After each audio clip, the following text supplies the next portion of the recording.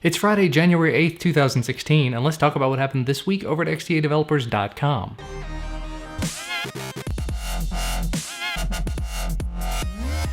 This week, obviously, the biggest news is CES. I'm going to talk about a lot of the CES stuff here, but for the stuff that wasn't specifically mentioned on XDA's site, I'll be making a news recap video over on my own channel, so check the links down below if you're interested in that. Starting things off, Huawei rolled out a couple of new Android Wear watches specifically aimed at women. They also announced the availability of the Gold Nexus 6P here in the US, a new 10-inch tablet, the MediaPad M2, and global availability of their Mate 8 flagship device. Casio came forward with a new Android Wear watch, which actually looks a little bit more like a traditional sports watch than pretty much any other Android Wear device I've seen so far, and it comes with a ridiculous amount of activity and weather sensors built into it, and absolutely no pricing or availability info. Polaroid, of all companies, announced a couple of new devices in various sizes called Power and Snap, and they seem to be somewhat reasonably priced, except that they're running Lollipop.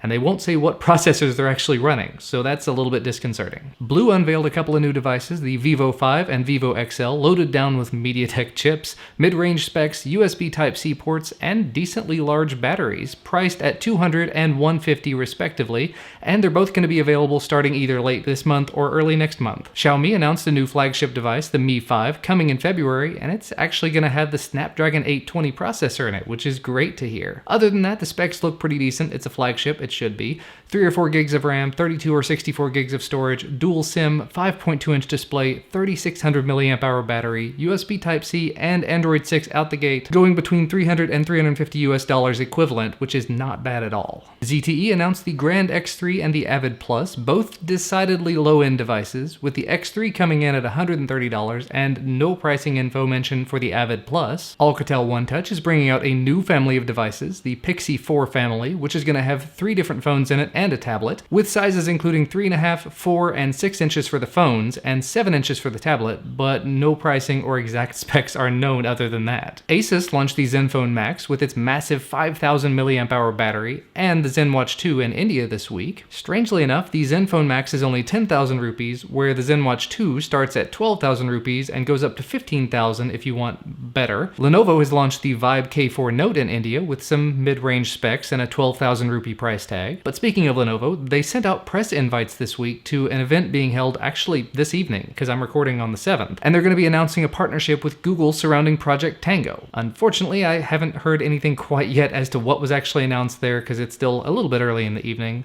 but I generally do find everything Tango related to be really interesting, so I'm going to be on the lookout for more info. Check the XDA site, I'm sure there'll be another post about it. If not, I'll mention it next week. There were a couple of crowdfunding stories that popped up this week. The NextBit Robin received a new, slightly delayed release date of February 16th, so if you pre-ordered it, be aware it's not going to be showing up at the end of this month like it was supposed to. It's going to be mid-February, but at least that's better news than what came out of Yola, who announced that since they had some financial challenges at the end of 2015, they're only going to be sending out a small batch of tablets, meaning not all of the backers are actually going to receive Yola tablets. Unfortunately, that is one of the potential downfalls of crowdfunding, and they haven't, and probably won't, ever say who's going to be receiving them, or how they've decided who will be receiving them. Hopefully it's by date ordered, I would guess. In slightly better news, Jide, the company behind the Remix Mini and the Jide Ultra tablet, have announced that they're releasing Remix OS 2.0 as a free download on January 12th, and it's actually designed to run on most Intel and AMD devices, meaning PCs and Macs, as well as mobile devices running those things, but whatever. So if you've been interested in checking out their Remix OS, their own take on Android, but you haven't been able to shell out for their hardware yet, now you're actually going to be able to stick it on a USB drive in just a few days and check it out on your computer, complete with all the Google Play services that you want. Moving on to some Android updates, Nvidia has announced that Android 6 is coming to the Shield TV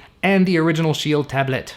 Yes! They have also released Metal Gear Rising: Revengeance exclusively for the Shield TV, coming in at $15. I've actually been checking it out quite a bit over the last few hours, and I've got to say, it's pretty awesome so far. Xiaomi has started rolling out MIUI 7.1 stable to the Mi 2, 2S, Redmi 1S, 2, Note Prime, and Mi Pad at the very least.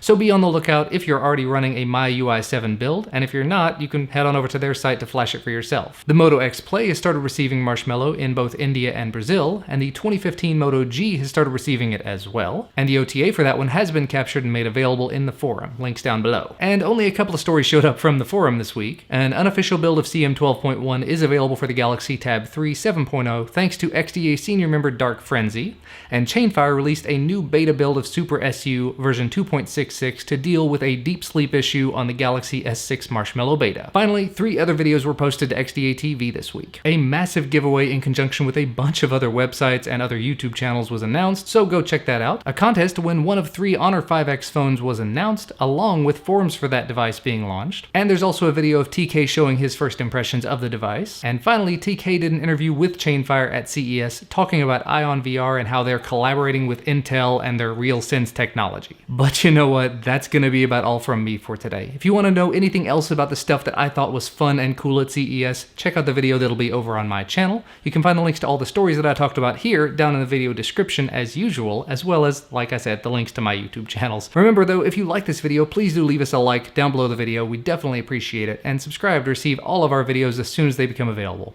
Thanks for watching, and we'll see you next time.